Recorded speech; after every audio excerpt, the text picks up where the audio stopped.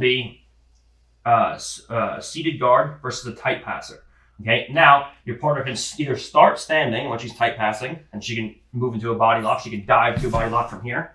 Okay, or she can start on her knees. So you're seated and you're playing with someone who's not standing and you're grounded. And now from here she can go and she can lock her hands in and she can start tight passing and she can start body locking and flattening you out from here. All right, so we have seated versus tight passing. Our fourth situation will be half guard versus tight passing, where a partner tries to flatten us out from half guard in various ways. And now she can go top, head, and arm. She can go under, over. She can go double unders. She can sit through and switch her hips and keep me flattened. There's various things that she can do from here where I have to look to recover and go into counterattacks as well. Okay, so we have 4 distinct categories that I'll be looking at today. All right, all where we have specific goals. Then we have seated versus loose passing. We have supine versus loose passing. We have seated versus tight passing. And we have half guard versus tight passing. Okay? Normally, when your partner starts with a body lock, what's her goal? Most of the time to step to a half guard. So from here, she starts seated versus tight passing. She flattens me out. She steps to half guard, and now she goes to pass me from here. So it's super important that you understand the link between body lock passing and half guard passing. All right. So 4 distinct categories that we're going to be looking at today, and then now we're going to look at goal setting for each opponent, or for each player. Sorry.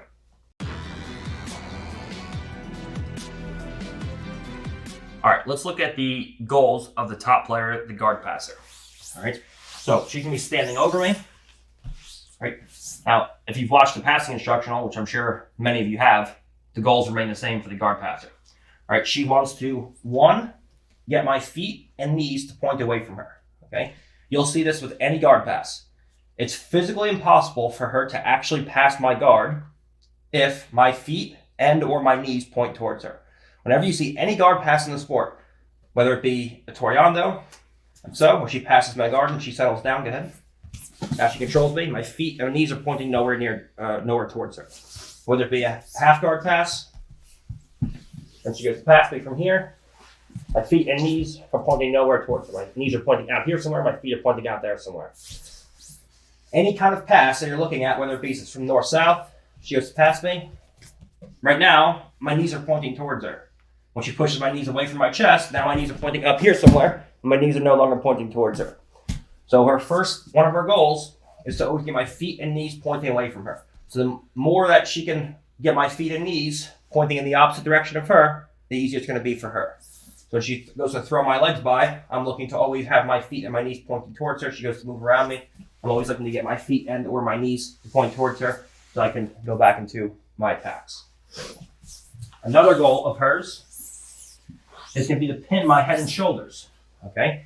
Because now, as she goes to get my feet and knees to point away, this is step 1. Now, in order to actually pass my guard, she needs to control my head and my shoulders. If I can block her from doing that, it's going to be hard. So she has to control my head and my shoulders either before she passes the legs or after she passes the legs, okay? So she can do this. She can pass the legs first, now come down and control my head and my shoulders to get to a pass. Or, from a half guard, she can control my head and shoulders before she passes my legs, and now she can control and pin my head and shoulders, pass my legs second, and now she can establish a top pin and start to go to attacks. Another one of her goals, the third goal, is to create back exposure. Okay, so this is basically a mistake on my part. You don't see myself or my team creating back exposure a lot. This is the only reason why you would create back exposure when someone passes your guard is because you don't want to be scored on. So it's mostly in a points rule set, but it's not something that you want to do. So if someone goes to pass my guard and I don't want to get scored on, like you saw this in my match against Joao Rocha, where there was like 30 seconds left. If I got past, I was going to lose if I had a turtle. But you really don't want to create back exposure. Okay? Your whole thing should be to retain guard from here and put your partner back in front of you. Worst case scenario, they pass your guard to side control or mount, and then you just recover. But if they hit your back, it's a whole different story. Okay, so goal for her is if I make a mistake and she goes to pass my arm, I feel like I'm getting a pass from here for her to create back exposure, where she puts so much pressure on me, where now she creates back exposure and she goes into attacks. Nothing we're going to be looking at is going to be based around myself giving back exposure to my partner, and then recovering guard from there. I'm a big advocate of just getting your guard passed if you feel like you're getting beat, and not giving your back up. Okay. The worst case scenario is she passes me the side control. I get passed, and then from here, a few seconds later, I can recover. This is why I need to have good pin escapes. But if she goes to pass me and I start to create back exposure, and now she takes my back, now she's scoring high points, and I'm in real danger from here. Okay, there's not much danger if she just passes you to side control. So, yes, it is in her best interest to create back exposure.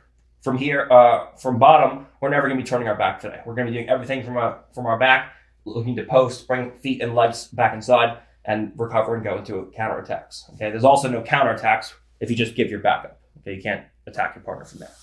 Okay, and the fourth is to create so much pressure where you get limb extension and start creating submissions. So she can sit over for a Kimura and start attacking like so. She can, if she's standing passing, she can Toreando. And now as I go to recover, she can fall into my legs. Leg lock. And she can start going into attacks on my legs with heel hooks and various different submissions from there. So when I'm looking to extend and push my partner away to retain, I create limb extension, and she creates submission exposure. Okay, we're also not going to be looking at that today because it's more about submission defense than it is guard retention. If my partner locks a Kimura on me, it's more about stripping the grip of the Kimura, not getting the Kimura put behind my back. If she goes into my legs, it's more about leg lock defense than it is guard retention. Okay, so we're going to be looking at mainly stopping my partner when she's passing from getting my feet and knees pointing away, and controlling my head and shoulders to look to pin me. Okay, nothing we're going to be doing today is going to be about submission defense and creating back exposure for her to look to go into defenses and re-guard. Okay, but nonetheless, when she's passing, these are her goals, and if she can achieve these goals, she's going to be winning from there. Okay, now let's look at what our goals are from the bottom position, based around what my partner's doing. Is she standing and loose passing, or is she tight passing? All right, so now we're going to look at goals for when our partner is loose passing. All right. Now, there's a specific set of goals when our partner is loose passing versus tight passing, and these will unify as you're sparring live. Okay, we'll look at that in a second. When our partner is loose passing, we're looking to keep as many points of contact to our partner as possible. Okay, the max being 4. Right, 2 feet, 2 hands. I can keep contact with my partner. Okay, now this is also true when your partner's tight passing. Okay, if your partner's down on her knees and she's looking to body lock you, I always want to look to have contact with my partner when I have my hands on her. But I'm stressing this more than I would if my partner is on her knees, because she's standing, and it's a situation where it's standing versus grounded. Okay, where she's standing over me and I'm on the ground, so she's much more mobile than I am. So it's much more important to keep contact with your partner to limit movement when you're seated and she's standing, or you're supine and she's standing.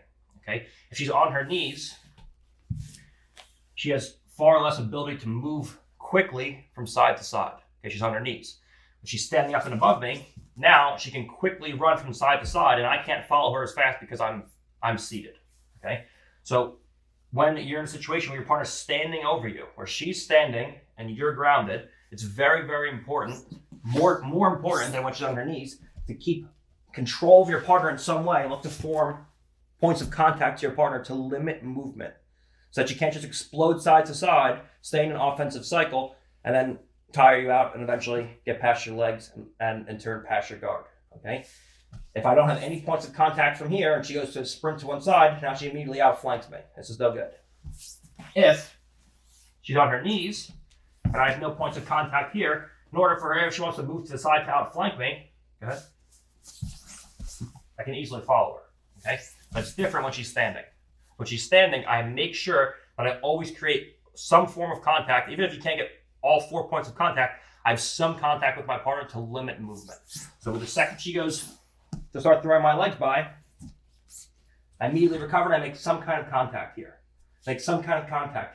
And now from here, we can put our partner back in front of us and we can look to go into our follow-up attacks, whatever they may be. Okay, so we keep some kind of contact with our partner. Our second goal when we're playing with a loose passer is to never let my partner get past my hip line or my shoulder line for any amount of time. Okay, what's absolutely unacceptable is for my partner to play a game where she's basically camping past my hip or my shoulder line. So when she goes to outflank me from here, this is no good. I can never let her stay past my hip line.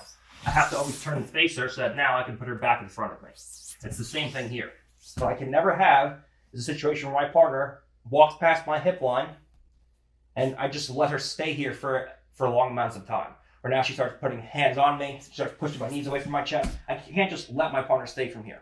I have to do everything I can to start moving and start putting my partner back in front of me, getting my feet to point towards her again, and forming some kind of contact where I can go into counterattack from here. Same thing with the shoulder line. I can't let my partner pass my shoulder line and just fight from this position for 30 seconds at a time. When she goes to start passing me, I can't just stay here. Okay? This is no good. I have to always put my partner back in front of me and create some kind of contact with her. Or now from here, we can start going into all of our follow-up attacks on our partner. Okay? So we're always looking to keep our partner in front of us with some points of contact where we can limit movement and create kazushi, some kind of off-bouncing effect to go into our attacks. Okay, so we can not only retain guard, but go into counter offense. And we can make sure that we never allow our partner to walk past our hip or our shoulder line for any extended amount of time. This is when our partner is loose passing. Okay? If the example remains the same, she's loose passing and she's down with a straight hamstring and she's looking to flow over me like so. Again, I'm always looking to keep points of contact with my partner like so. So that from here, I can look to pommel my legs inside and look to play games from here. I never let my partner top pommel, for example, and now I never let her knee slide across, get past my hip line, and now from here I can't just let her settle down and look to start passing me or pop up to her feet and start walking beyond my shoulder line. I always have to make sure that I can put her back in front of me and look to start going into recoveries and then counterattacks. Right? So my partner's loose passing. I always want to make sure that I keep as many points of contact as I can to limit movement. And I never let her consistently outflank me side to side and put me in a situation where I'm purely in a defensive cycle and she's just in an offensive cycle running side to side, past my hip lines, past my shoulder lines, and looking to keep me under constant pressure. So now, the most important thing when your partner's tight passing is to never let them control your head and your shoulders. Okay? Now, let's take a look back at the match that I had with Hamila Bahal at 2017 ADCC. All right? When I talk about passing someone's guard, what I think about a guard pass and what most people look at as a guard pass are two separate things. When I'm talking about passing someone's guard, I'm talking about being in a position where I get past their legs and I'm in a situation where I can expose limbs and eventually go into a submission. Okay? What's the point of passing someone's guard if you can't submit them? All right? The entire goal of our sport is to be able to submit your opponent. Okay? If you can't expose a limb once you pass your partner's guard, you can never submit them. Okay? When I passed Hamilo in 2017 ADCC, yes, I technically passed his guard, and if there was points, it would have scored. Okay? But I failed to control his head and shoulders, meaning that there was no chance I could submit him. So if you look at, I passed him with a body lock, and we got into a situation like so. Hamilo had his